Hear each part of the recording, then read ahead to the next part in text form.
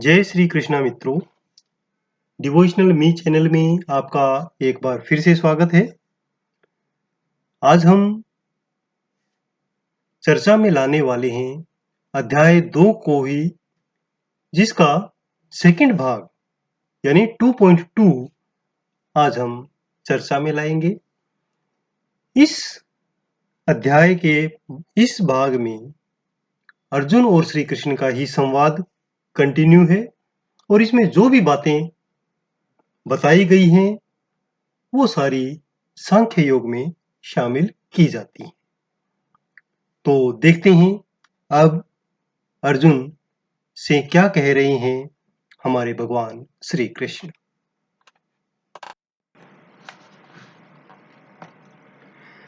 भगवान श्री कृष्ण अर्जुन से आगे कहते हैं कि यदि तुम यह सोचते हो कि आत्मा सदा जन्म लेता है और सदा मरता है, तो भी हे अर्जुन, तुम्हारे शोक करने का कोई कारण नहीं है, क्योंकि जिसने जन्म लिया है उसकी मृत्यु निश्चित है और मृत्यु के पश्चात पुनर्जन्म भी निश्चित है। अतः अपने कर्तव्य पालन में तुम्हें शोक या दुख नहीं करना चाहिए। सारे जीव आरंभ में अव्यक्त रहते हैं, मध्य अवस्था में व्यक्त होते हैं और विनष्ट होने पर पुनः अव्यक्त हो जाते हैं। अतः शोक करने की क्या आवश्यकता है? कोई आत्मा को आश्चर्य से देखता है, कोई इसे आश्चर्य की तरह बताता है तथा कोई इसे आश्चर्य की तरह सुनता है, किंतु कोई इसके विषय में सुनकर कुछ भी समझ नहीं पाते हैं। हे अर्जुन, शरीर में रहने वाले का कभी भी वध नहीं किया जा सकता। अतः तुम्हें किसी भी जीव के लिए शोक करने की आवश्यकता नहीं है, क्योंकि जो जीव में है आत्मा, उसका नष्ट होना पॉसिबल नहीं है, संभव नहीं है।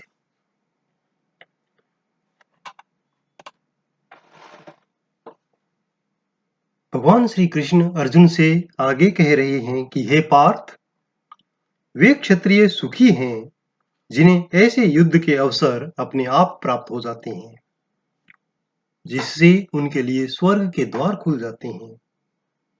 किंतु यदि तुम युद्ध करने में स्वधर्म को संपन्न नहीं करोगे, तो तुम्हें निश्चित रूप से अपने कर्तव्य की उपेक्षा करने का ही पाप लगेगा और तुम योद्धा के रूप में अपना यश खो दोगे, क्योंकि एक योद्धा के लिए परम कर्तव्य आवश्यकता पड़ने पर युद्ध करना है और तुम उसी से विमुख हो रहे हो।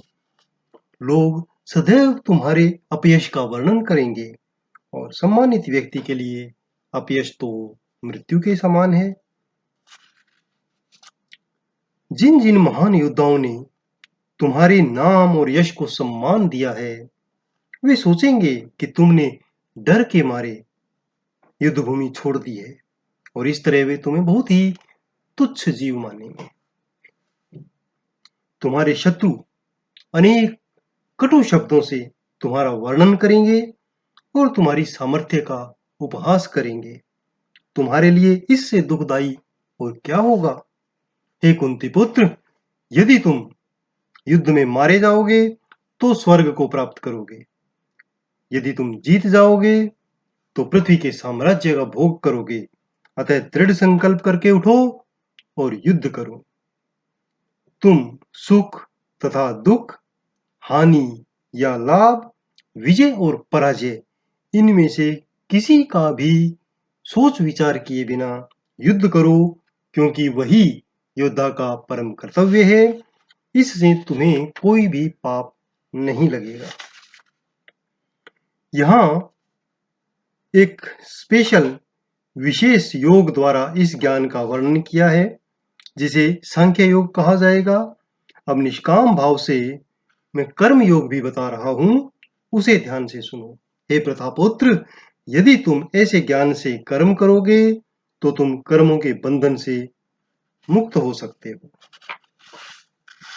श्री कृष्ण अब अर्जुन को कर्म योग के बारे में बता रहे हैं। इसमें कर्म योग और सांख्य योग दोनों ही इस अध्याय में शामिल होते हैं। तो अब 40वां जो श्लोक है वहां से कर्मयोग की शिक्षा ज्ञान आरंभ होता है। भगवान श्री कृष्ण कह रहे हैं कि इस प्रयास में न तो हानि होती है और न ही ह्रास या कमी होती है, अपितु इस पथ पर की गई अल्प प्रगति भी महान भय से रक्षा कर सकती है। इस मार्ग पर जो चलते हैं अर्थात कर्म मार्ग पर, वो अपने प्रयोजन में दृढ़ रहते हैं। उनका लक्ष्य एक होता है। हे कुरुनंदन, जो दृढ़ प्रतिज्ञ नहीं है उनकी बुद्धि अनेक शाखाओं में विभक्त रहती है।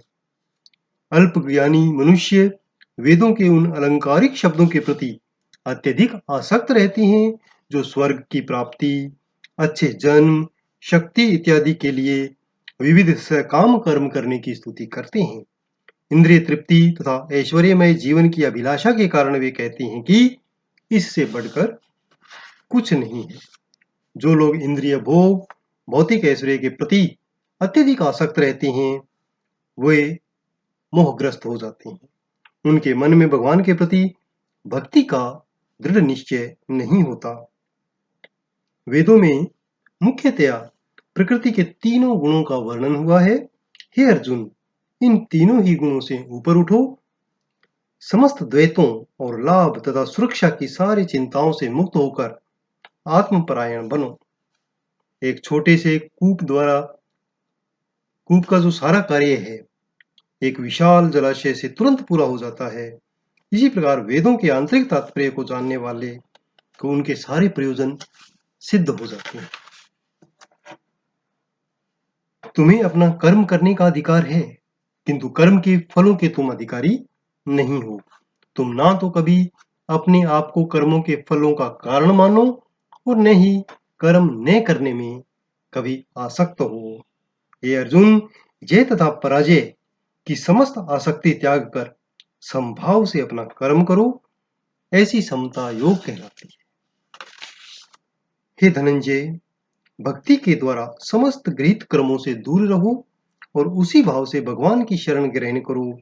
जो व्यक्ति अपने सकाम कर्म फलों को भोगना चाहते हैं वे कर्पण हैं। भक्ति में संलग्न मनुष्य इस जीवन में ही अच्छे और बुरे कार्यों से अपने को मुक्त कर लेता है।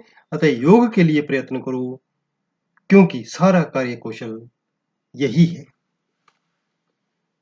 इस अध्याय को हम आज यहीं विराम देते हैं। इसका अगला भाग अगले वीडियो में पूरा करने का प्रयास करेंगे। जय श्री कृष्ण।